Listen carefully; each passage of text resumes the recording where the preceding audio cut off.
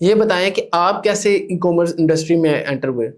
अच्छा, मेरा जो जर्नी है ना वो बड़ा, क्या कहना चाहिए कि एक तरीके से बड़ा सरप्राइजिंग है। मेरी जो एजुकेशन है, अगर मैं वहाँ से स्टार्ट करूँ तो मैंने मैट्रिक किया साइंस से। फिर किसी ने कहा कि जी प्री इंजीनियरिंग का बड़ा स्कोप है, इंजीनियरिंग में चला गया। इंजीनियरिंग करते करते कुछ अपने गोल्स बनाए, वो गोल्स अचीव करने गया, वो हो नहीं सके तो बड़ा डिसहार्ट हुआ। फिर कोई मिल गया, उसने कहा जी एक काम करो, सीए कर लो, बड़ा स्कोप है। मैंने कहा कर लेते हैं, मैं सीए करने की तरफ चला गया। सीए करते करते करते कुछ उसमें भी तो अल्लाह ताला ने बहुत तरक्की दी, लेकिन एक जगह पे आके वहाँ पे भी स्टक हो गया। फिर मैं सोचने लगूँ कि मैं क्या करूँ। फिर किसी ने कहा कि यार मार्केटिंग पढ़ लो, बड़ा स्कोप है।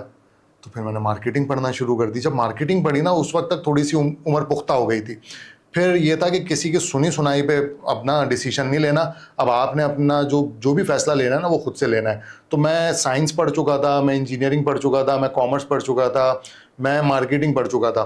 तो मैंने फिर डिसाइड किया कि यार इन सब में जो मेरा इंटरेस्ट है ना, वो है मार्केटिंग के अंदर, और स्पेसिफिकली डिजिटल मार्केटिंग के अंदर। तो फिर मैंने उसी तरह की अपॉर्चुनिटीज़ एक्सप्लोर करना शुरू की कि यार कौन सी ऐसी इस वक्त कंपनी है कि जो डिजिटल मार्केटिंग के अंदर एक्सेल करती है, कि जहाँ पे जाना मेरे लिए फ़ायदेमंद होगा।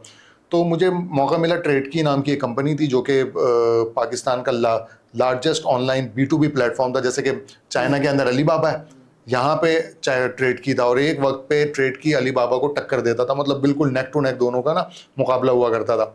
तो वहाँ पे इंटर्नशिप की अपॉर्चुनिटी मिली। वहाँ से मैंने फिर अपनी डिजिटल मार्केटिंग की जो जर्नी थी वो स्टार्ट की एज एन एसईओ सीखी। वहाँ पे वेबसाइट्स के ऊपर हम एसईओ करते थे, चाइनीज़ प्रोडक्ट्स के ऊपर। वो करते करते करते फिर अल्लाह ताला ने मौका दिया कि मुझे जंग ग्रुप से एक अच्छी ऑफ़र आई। मैंने वहाँ पे डिजिटल मार्केटिंग के अंदर काम किया। फिर डिजिटल मार्केटिंग के अंदर ही काम कर रहा था, तो मैंने सोचा यार क्यों ना इस मार्केटिंग के एक्सपोजर को थोड़ा सा चेंज किया जाए, ई कॉमर्स की तरफ आए। तो उस तरफ थोड़ा सा अपना माइंड शिफ्ट किया। तो गुल अहमद में अच्छी अपॉर्चुनिटी मिली, गुल अहमद को ज्वाइन किया। वहाँ पे ई कॉमर्स डिपार्टमेंट के अंदर चीज़ें करना शुरू किया आहिस्ता आहिस्ता। मैंने वो ज्वाइन किया तो 2018-19 के अंदर।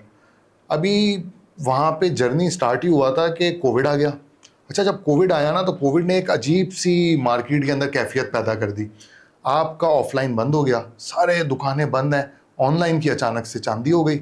वो रेवेन्यू जो हमारा 1 मिलियन 2 मिलियन आता था दिन का, वो 10 मिलियन पे चला गया, 15 मिलियन पे चला गया। अब हम सब परेशान होते थे कि यार हम एक लिमिटेड टीम है, जाहिर सी बात है उस वक्त के रेवेन्यू के हिसाब से टीम थी, लेकिन अब तो काम ट्रिपल ट्रिपल हो गया, क्या करें। ड्यूटीज़ असाइन की गई सबको, एक्स्ट्रा ड्यूटीज़ कि भाई तुमने ये काम भी करना है, तुमने ये काम भी करना है। तो वहाँ पे फिर मैंने ई कॉमर्स के जो ऑपरेशंस हैं, किस तरीके से मार्केटिंग होती है, क्या होता है। फिर एक और जो क्या कहना चाहिए कि मौका मिला काम करने का, वो ये था कि जो गुल अहमद के बजट्स थे वो बहुत ज़्यादा थे। हम दिन का 1-1 करोड़ रुपए स्पेंड कर रहे होते थे मेटा के ऊपर, गूगल के ऊपर। जब आप कम बजट स्पेंड करते हैं ना, तो अच्छे रिजल्ट्स लाना बहुत आसान होता है। लेकिन वही रिजल्ट्स जब आप बड़े मार्केटिंग बजट के अंदर लेके आते हैं ना, तब कमाल होता है। कम बजट के अंदर रिजल्ट्स लाना बहुत आसान है, लेकिन बहुत ज़्यादा बजट के अंदर वही रिजल्ट्स लेके आना बहुत मुश्किल काम है। तो वहाँ पे बजट्स भी बहुत ज़्यादा थे। फिर वो जो एक इन्फ्लक्स आया ऑर्डर्स का ड्यू टू कोविड, वो बहुत ज़्यादा हुआ। तो वो जो ट्रेनिंग, मुझे लगता है कि अगर मैं नॉर्मल पेस से चलता तो 5 से 10 साल लगते, वो 2 साल में पूरी हो गई। तो 2 साल के अंदर मैं दिन के 800 ऑर्डर देखने से दिन के 15,000 ऑर्डर देखने तक पहुंच गया। अब मुझे पता था कि यार जब छोटा बिजनेस होता है ना, अब फ़ायदा और क्या हुआ, एक और फ़ायदा ये हुआ कि जब छोटा बिजनेस था वो भी देखा, उसके चैलेंजेस, उसके क्या ड्रॉबैक्स हो सकते हैं, वो कहाँ फंस सकता है, वो भी देख लिया। अब वही बिजनेस जब बड़ा हुआ, वो भी देखा कि यार उसके क्या चैलेंजेस हैं। जब आप छोटा बिजनेस कर रहे होते हैं ना, आपके अपने चैलेंजेस होते हैं। कोरियर कंपनी वाले आपको घास नहीं डाल रहे होते, पेमेंट गेटवे वाले आपको मुंह नहीं लगा रहे होते। क्यों? क्योंकि आप छोटा बिजनेस है, 100-200 पार्सल, 400 पार्सल क्या कर लोगे आप।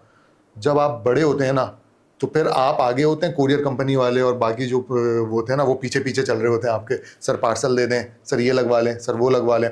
तो वहाँ पे फिर अलग तरह के चैलेंजेस आते हैं। पहले स्मॉल बिजनेस में ऑर्डर लाना मुश्किल होता है, बड़ा जब बिजनेस कर लेते हैं ना आप, तो वही लाया हुआ ऑर्डर फुलफिल करना मसला होता है। तो वहाँ पे फिर वो अलग चैलेंजेस थे। फिर अलग कुछ इस तरह के मामलात हुए कि मैंने सोचा कि नहीं यार, अब जो है ना यहाँ से बाहर निकलते हैं, या तो मुल्क से बाहर जाएं या फिर शहर से बाहर जाएं। तो अल्लाह ताला ने ये मौका दिया कि स्टाइलो से अच्छी ऑफ़र आई। मैं फिर लाहौर मूव हुआ। लाहौर के अंदर फिर यहाँ पे जो जर्नी है वो भी आपके सामने 3 साल से अल्हम्दुलिल्लाह जो है वो स्टाइलो ग्रुप के अंदर भी जो रेवेन्यू की ग्रोथ है वो भी है एक तरीके से, और बाकी चीज़ें भी अच्छी चल रही हैं अल्हम्दुलिल्लाह।